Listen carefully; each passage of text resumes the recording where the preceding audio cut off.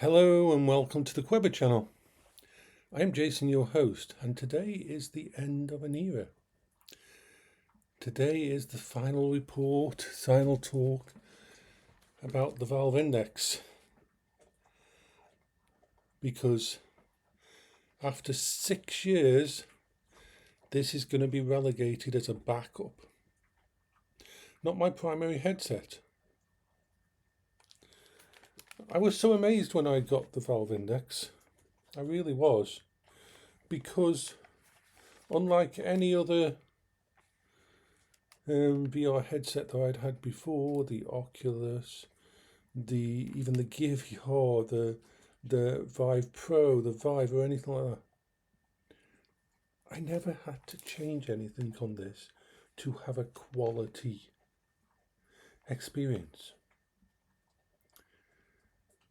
It's always been the most comfortable headset I've ever owned. The sound quality is amazing. Now, there's not many headsets out there that put you in a position where you don't reach for your £200, £300 headset. In fact, it was just a given that in the early days of VR, they focused so much on the visuals that the mic was usually absolutely crap and the audio was either non-existent or so bad that you instantly took it off and replaced it with your headphones. So much so that I had a friend who had an index who automatically, when he got the index, removed the earphones that were built in and put his headset on. It's quite expensive. I think it was a Hyman or something type headset. And I had to convince him for I think it was 3 days to put the mic. He says, no, it's never going to be any good. It's not compared to the audio quality. It was a real audiophile.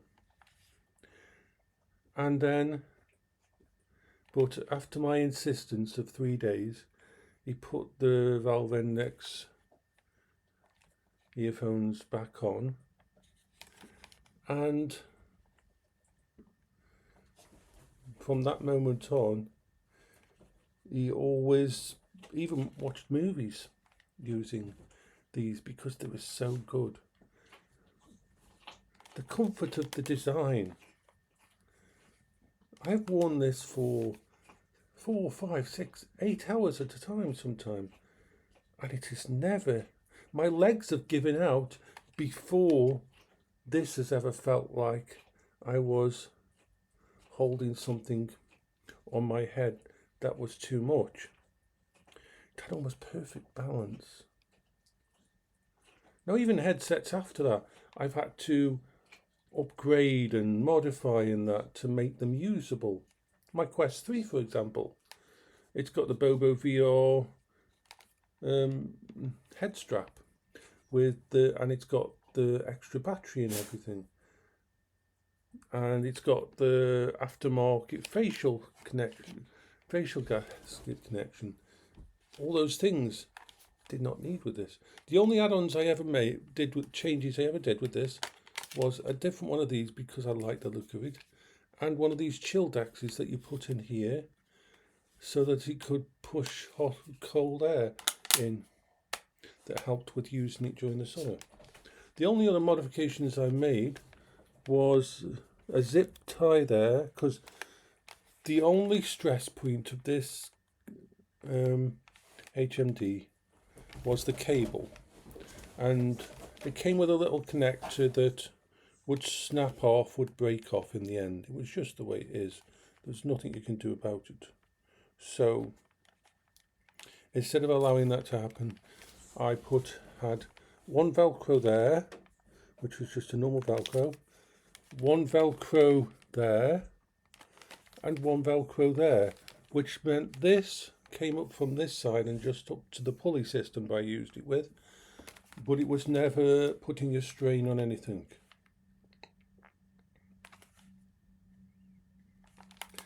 I've got six of these facial interface. I've got 3 different tether cables, all that still work. And I think I've got 6 or 5 different controllers with it. The only thing that has aged on this system is the Fresnel lenses. And that's the real reason that I'm moving away from the Valve Index. My eyes get strained by more these days by the blur and by the God rays and the screen door effect and that you get. It's much more subtle on this than other headsets that came before, but the Fresnel lenses have had their day, and it's a testament for how good this is that it's lasted with me for 6 years, because I use it every single day. Even though I don't go on VRchat as much these days, I do use this for Beat Saber and other games during the day. It is a massive part of my treatment for my mental health and so on. And the controllers are still the best controllers in the world. Nobody's made anything better than these. I remember going from a wand, the ones that you had with the Vive and the Vive Pro and that. I remember putting this on, and I think it was one of my first messages to Valve when they gave me the headset and everything. It's like, oh my god, I don't have to hold on to the controller with a death grip. I can actually release. When I'm using it in VR, I can just release my hand and take a break. And very quickly, and no one really has done the haptic tracking thing that makes it so that in VR you can do this and you can see your hands move and everything. Nobody's done that with anything since then, unfortunately, except indie versions. So I still love this. Now, what does the future hold for me? Well, as I say, at the moment I'm using the Quest 3. I've got both a cable for it, an AMPR cable taking the place of the pulley system, in case I have to use Link, but I mainly use virtual desktop. It took a lot of tweaking. One of the things that's limited me with the Quest 3 is trying to make sure I've got a clean signal Wi-Fi connection. Now, I've got an amazing setup for router and everything. Mine is business class, wonderful, really good quality. But the problem was that Wi-Fi 6 and the Quest 3 never really had full stability, unfortunately. Some versions of Wi-Fi 6 do, others.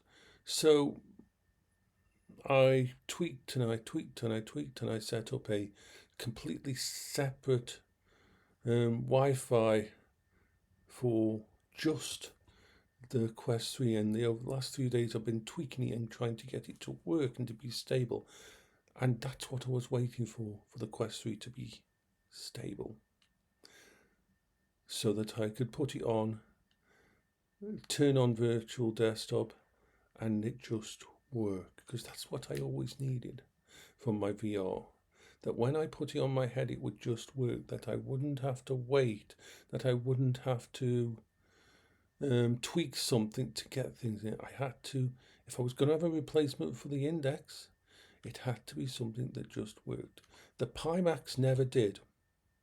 The Pimax, with its issues with its software, never really did it. And after my experience of the Vive Pro, I never gave the Vive Pro 2 a chance, and that was because the original Vive, which is sitting up there and still works, it's a fucking tank now, is. The original Vive that was in collaboration with Valve created an amazing headset. I loved it. But the Vive Pro was almost wholly, I believe, created by HTC and the audio system they decided to use with it and the change in the connection and that created a system that was prone to issues. Every time you put it on, there was a chance it wouldn't work. In fact, the reason that I got given my Valve Index by Valve was that I had done a post how I was autistic. Well, we didn't know it was autism back there, but autistic, bipolar, all these things, all the depression, all the things I was facing after Paola's death. And VR wasn't a massive help. But I had a headset that was fucking, every time I turned it on, something else would break. Either the sound would not, the mic wouldn't work. I'd have to reboot it and reconnect it and redo the software. And then the audio would have static or the audio just wouldn't work at all. And that went on. And that kind of thing really destroys my love of something. So I never tried the Vive Pro 2. I never tried whether they fixed any of that stuff. But the Valve Index was just contacting me, and they were brilliant, Valve, where it says, yeah, we've got this thing where we can give out this headset and see if it'll help you, and it fucking well did. And I'll probably still use it as a backup because it is so reliable, the Quest. I mean, not the Quest, the Index. But it is no longer hanging up there on its hook, ready to be used, connected to my PC.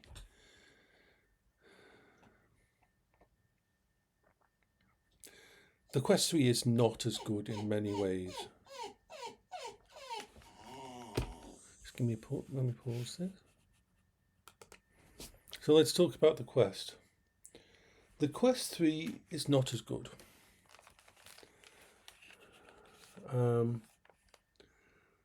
In every way except one.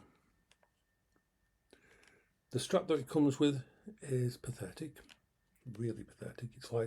It's like they were in collusion with all the third-party strap manufacturers, because there's no other fucking way why you would create a strap that is basically a jock strap and fucking the most horrible, uncomfortable thing out there. I had some friends who decided on the Quest 3, and the first that they understood straight away once they got it how bad the strap was. So I have the Bobo VR headset, the one with the actual connector on the back for an extra battery. So first things first, the first thing you to do to make it usable, to make it in any way comparable to a good quality headset, is to get yourself, now there's different preferences, but I love this one. This is very comfortable now, not as comfortable as the Index, but it is comfortable. It also has a built-in little fan, which is brilliant for doing VR in hot days. Then there's the AMVR facial interface. And then, to me, the sound doesn't bother me. It's not very good quality, but it's better than nothing, the sound that comes out of that. I could upgrade it with sound as well to make it better.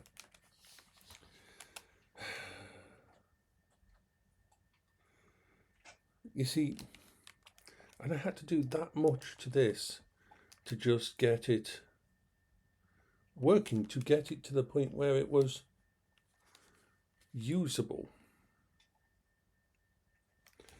Because the battery is under 2 hours worth of usage. I mean, it's crap. The controllers, I had to get these. The original controllers for the Quest 3 I hate. I've got them downstairs. But the first thing I did was spend another fucking £300 to buy the Quest Pro controllers. Why? because these have cameras in them. These have 3 cameras, so these track themselves. The Quest 3 controllers themselves are horrible, especially if you're a tall person. If you're like me, 6 foot tall, if you relaxed in VR and put your hand down by your side, it wasn't within the tracking space of the cameras on the Quest 3. Worse than the Quest 2. The Quest 2 had that ring on the controllers, which made it more possible for the tracking to work. But for someone who's really tall, if you put your hand with normal Quest 3 controllers just down by your side, just relaxing in VR to chat with people, your hand would go off in the distance as the tracking would disappear over time. So that was solved by the Quest Pros. Because they have inside-out tracking themselves, they track if they're behind you, they'll track anywhere in the room once they've synced up. So I never used the original Quest Pro on the original Quest controllers, and these are the ones that are my yay. And I got the Kiwi, the Kiwi or the AMVR hand thingies, so it's more like thingy. They're still not as good because it's not as long, and for someone with big hands, these controls are too small. They're like made for kids. The controllers are so short that my little fingers sometimes go. So adding this silicone actually increases their size a little bit. So that's the reason it's got that on. Also, I fucking hate the Quest Pro charging. I hate it. It's a little fucking dongle over there that you plug these in like these, you put them on there and they magnetically connect. But if you go it slightly wrong and it won't fit in that. Why the fuck they couldn't just put a little USB 3 connector on the bottom, or even a battery compartment? I don't know, because the longevity of the Quest 2 controllers is fucking amazing. You put the batteries in and then for months literally you won't have to put new batteries in. These, no. I love the technology in them, but I hate they've gone in reverse with the actual battery, no battery compartment, so you can't put your own batteries in, no charge button thing on the bottom, so you can just charge it with a normal fucking USB-C. And that precludes you and making it impossible to have a battery bank somewhere. Because one of the things I used to do with my Valve Index and the Index controllers was I used to have a battery bank in my pocket, 2 cables coming through, and one plugged into the Index controller on one side and one on the other, which meant that my Index controllers would last for fucking ages when I was using them. So there's some bad design in the Quest Pro controller. Is fucking amazing because of the cameras, because it's got inside-out tracking and can track behind you, and it's brilliant for Beat Saber or for just being around. And if you want to do anything like put your hand behind your back to draw an arrow for a bow and in Skyrim VR and stuff like that, you don't get that. You just don't get that with the normal controllers. So why have I changed? Why have I moved to the Quest 3? There is only one reason, and that's those fucking lenses in there. Those lenses are amazing. They are worth all the hassle, worth all the extra stuff to buy. They are the clarity, the reduced strain, and that's important, reduced strain on my eyes. I'm 54, sorry. I'm in my 50s. You don't want to go through anything that's going to strain your eyes anymore. So yeah, we have switched to this as my primary main. Now there is a good chance that by the end of the year this will become a backup again, and I may be going for the Big Screen Beyond version 2. I might invest in that around Christmas time, because the longevity of it looks really good, and it just means it might take the place of that. So this is it. The Valve Index is still the best made all-round unit headset I've ever used since 2015, when I first got my first VR headset, and nothing has ever come close to it in design and usefulness. It reminds me of the Steam Deck. The way when it came out, it felt so comfortable in your hands and was so usable. They hadn't cut any corners with it, and it just worked. And that phrase is used a fucking lot, but a lot of the time it's used as a meme, as a joke, when someone like EA uses it or fucking Bethesda uses it. But when you get something from Valve, I mean, if Valve was coming out with a Decard, if Valve was coming out with a new VR headset, I would fucking be on that like a thing. I just would. It's the best. Their design, technology, and philosophy means if they brought out a piece of hardware, I would probably love it. But I just can't use the Valve Index anymore because it messes up my eyes.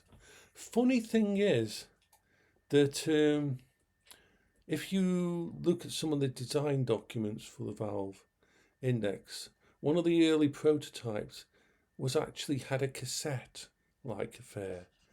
Basically, it was modular, and you put a cassette in the top, and that was the lenses. And I suppose that would have allowed for you to take that cassette out and put an entire new front end with better lenses in the front.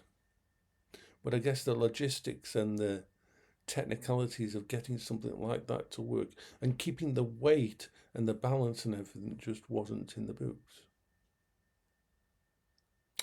Oh, I wish they'd came out with a Valve Index 2 by now, because seriously, I would love that. Please, one day, Valve Index 2. Anyway, this is Jason for the Quiver channel. I hope you're having a good day. Bye bye.